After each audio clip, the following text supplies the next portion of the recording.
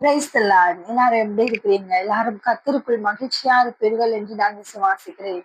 இன்றைக்கும் கூட ஒரு அழகான ஒரு மோட்டிவேஷனல் வேர்ஸ் மூலம் அவங்க எல்லாரையும் சந்திப்பதில் எனக்கு மிகுந்த சந்தோஷம். யோபு 42ஆம் அதிகாரம் 2ஆம் வசனம். தேவரீர் சகலத்தையும் செய்ய வல்லவர். நீர் செய்ய நினைத்தது தடைபடாது என்பதை அறிந்திருக்கிறேன். பிரியமானவர்களே, நீங்களே நினைச்சா கூட அவர் செய்வதை தடுக்க முடியாது. அன்றைக்கும் கூட யோனா தீர்க்கதரிசி என்ன பண்ணாரு? ஆண்டவர் அவரை நினிவேக்கு போக சொல்லியிருந்தார். ஆனால் அவர் தேவ சமூகத்திற்கு விலகி ஓடி தர்ஷீசுக்கு கப்பல் ஏறினாராம்.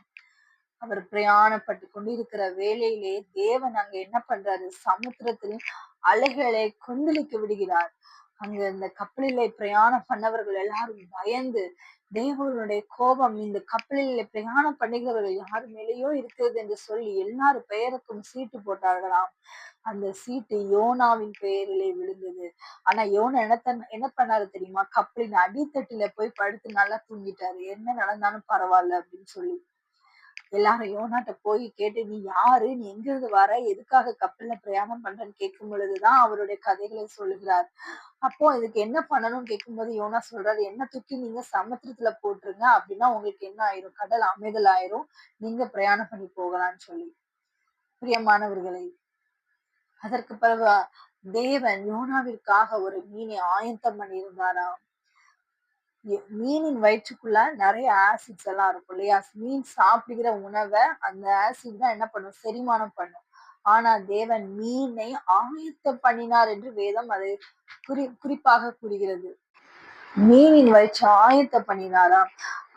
அதாவது என்ன அப்படின்னா, அந்த ஆசிட்ஸ் எல்லாம் மனிதர்களுடைய ஸ்கின்னை பாதிக்கக்கூடியது. மீனின் வயிற்றுல இருக்கிற ஆசிட்ஸ் வந்து ஹியூமன் ஸ்கின்னை பாதிக்கக்கூடியது அப்படின்னு சொல்லி நிறைய அறிவியல் ஆராய்ச்சியாளர்கள் அத ஆராய்ச்சி பண்ணியிருக்காங்க. ஆனா தேவன் அதை ஆயத்தம் பண்ணினார் யோனாவிற்காக. அந்த காரியத்தை யோனாவை வைத்துதான் செய்ய வேண்டும் என்று தேவன் திட்டமா இருந்தார். பிரியமானவர்களே, ஏன் அவருக்கு வேற யோனா வரலன்னா வேற ஏதாவது ஒரு தீர்க்கதரிசியை எழுப்பி அந்த காரியத்தை செய்ய முடியாதா? நாம் பேசலன்னா கழுதை கொண்டு கூட கர்த்தர் பேசுவாரே. அன்றைக்கு பிலேயாம் தீர்க்கதரிசியிடம் கழுதையின் வாயை திறந்து காமித்தாரே. ஏன் இங்கு தேவன் அப்படி செய்யவில்லை? யோனாவை கொண்டுதான் நான் நினைவேயின் மக்களிடத்துல நான் பேசுவேன். நினைவேயின் மக்களை யோனாவை கொண்டுதான் நான் எச்சரிப்பு செய்தியை அனுப்புவேன் என்று சொல்லி தேவன் திட்டம் பண்ணினார். ஆகையினாலதான் யோனாவே அந்த காரியத்தை விட்டு விலகி ஓடினா கூட அந்த காரியம் தடைபடாம நடந்தது. பாருங்களேன், யோனாவினர்